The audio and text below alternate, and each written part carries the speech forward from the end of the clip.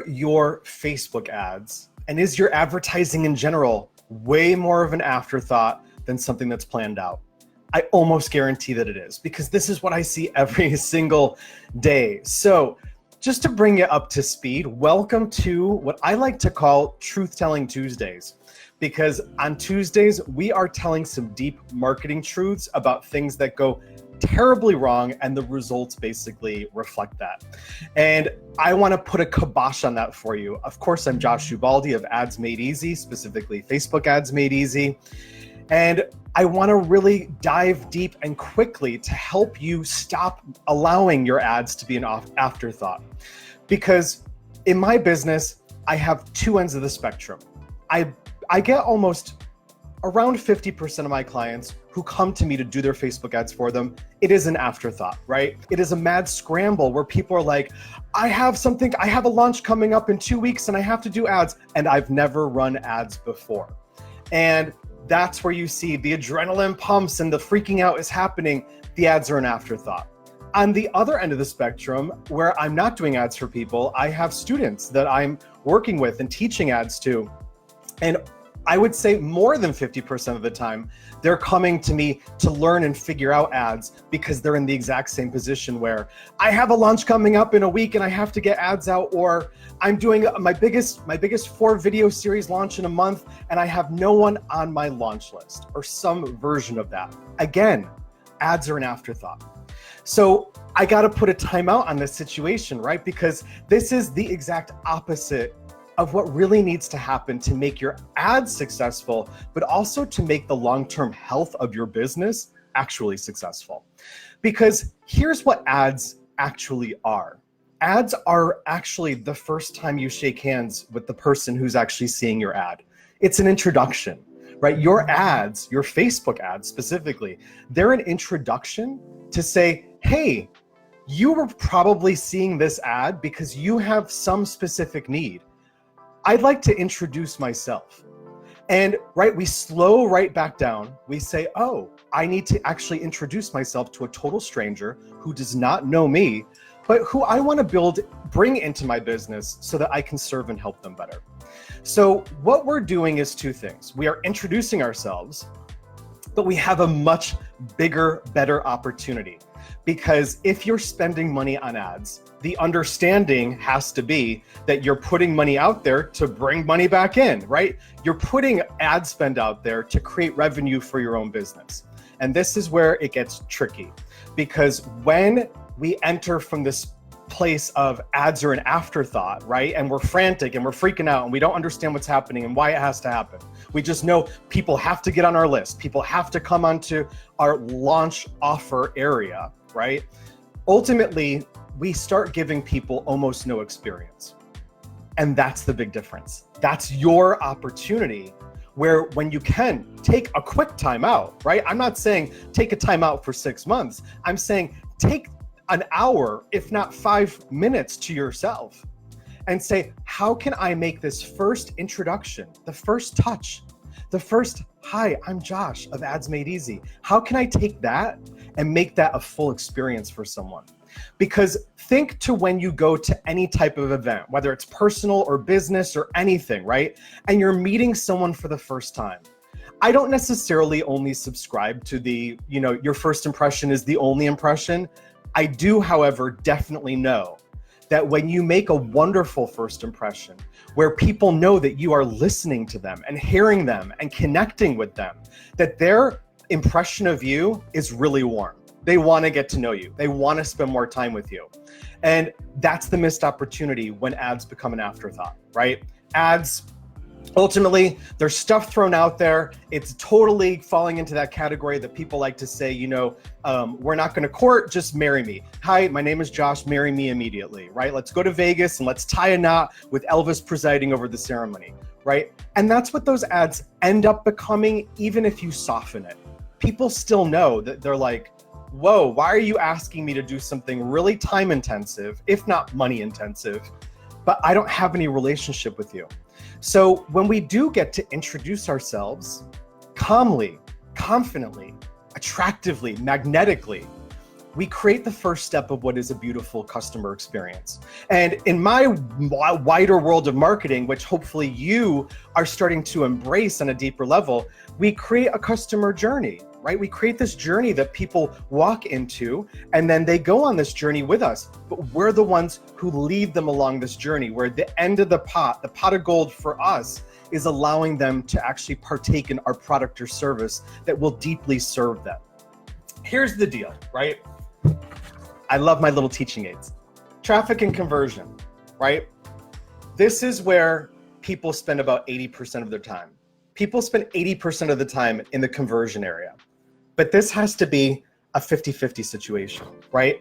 I see so many people, I meet people, I end up working with people who they've come to me through some sort of conversion specific experience. And usually that's a mode of doing business, or a mode of being better at their business, or whatever. They're investing somehow in themselves and their business, which is great. But it's always to help that conversion factor, to ultimately tip someone over into the buying category, right? But when we're just focused on conversion, we're totally leaving out the traffic piece of the puzzle. We're leaving out the entire introductory experience. We're leaving out that moment where we introduce ourselves and create what is known everywhere in terms of marketing as know, like, and trust, right? People are never going to buy your product if they don't know you and get to know you. Then if they have to decide if they have to like you, right? Does this person's message resonate with me? Are they saying things in a way that's meaningful for me and how I can, make the most of this product or service? And then they have to trust you, right? Do they know what they're talking about, right? Ultimately, if you know what you're talking about, and I know you, and I like you, right? I don't have to love you. I don't have to fall in love with you and marry you forever. I have to ultimately know that you're on my side. And that is what allows people to easily make a purchase, right? Then you add all that other great stuff into it, like social proof and other people saying, oh, Josh is great, he's great, this is great, I had so much success, right? Those are beautiful things. But we can't shortcut that know, like, and trust process. And that's what happens, right? Everyone's focusing on conversion, but it's a cycle that never ends. You just constantly refine and get better at the different pieces of the cycle. Traffic, conversion, traffic, conversion. I have to bring people into my world to make them the offer. Traffic. I have to convert those people. Conversion. I need more people to see my offer. Traffic. I need a better chunk of those people to convert and bring me business so I can stay in business. It is a 50-50 situation. But if you're shortcutting it, so it's like 10% traffic and 90% conversion, how do you think the user actually feels that, right? The beauty of my job when I'm doing ads for other people is I have a foot in both camps, right? I have a responsibility to actually say, well, what is the user's experience going to be? Are they actually going to be responsive to this, right? You know what you want them to know, but are you putting it in such a way for them to receive it, right? Where is your audience? How is their awareness level? All of these things. So instead, I want you to focus on 3 things. The first thing is really straightforward. Give yourself more time, right? No one has enough time in this world. None of us do. So let's take that as a given and starting point. But give yourself more time to start with ads earlier. Here's the big distinction. You don't need to start running ads and spending money on them or investing effectively. You can learn way earlier and figure out what the ads are supposed to look like. We're still going to spend time on that 50% of the traffic before we get to the 50% of the conversion, which you're investing in. Great. We need to spend the time there. Spend more time, start earlier. Give yourself the luxury, take the adrenaline down, connect to yourself and connect to your audience right from the start and give them a better experience right from the start. Number 2, plan your ads strategy, right? I highly always recommend using something called Funnelytics, which is a free digital funnel builder. You build it on your computer. If you want, you could do something handwritten if it makes you feel better. Ultimately, it doesn't matter. Use that, because when you use that, you can go and see, okay, if I have an ad that goes to a lead magnet, that then goes to a thank you page, Well, if I'm making them a tripwire offer, I can retarget them. If I have getting them here, I can make them an upsell and give them an ad to that, right? You can get strategic with your ads before you start running them. And then your ads feel better to your user. So plan better, right? There's infinite ways that we're going to be talking about planning, but that's another Truth Telling Tuesdays topic, because planning your ads is something that just gets squashed. People just run right over it. No one plans it. And they're freaking out after another afterthought, right? And then the third thing is use your pennies. Pennies, not $20 bills, $50 bills, $100 bills.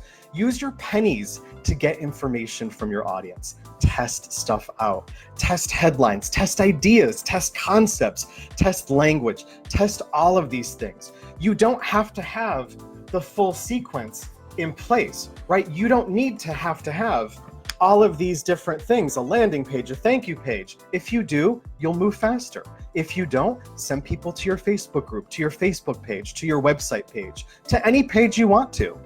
But offer them something where they can start clicking, you can test different things, and they're gonna tell you where to spend your time.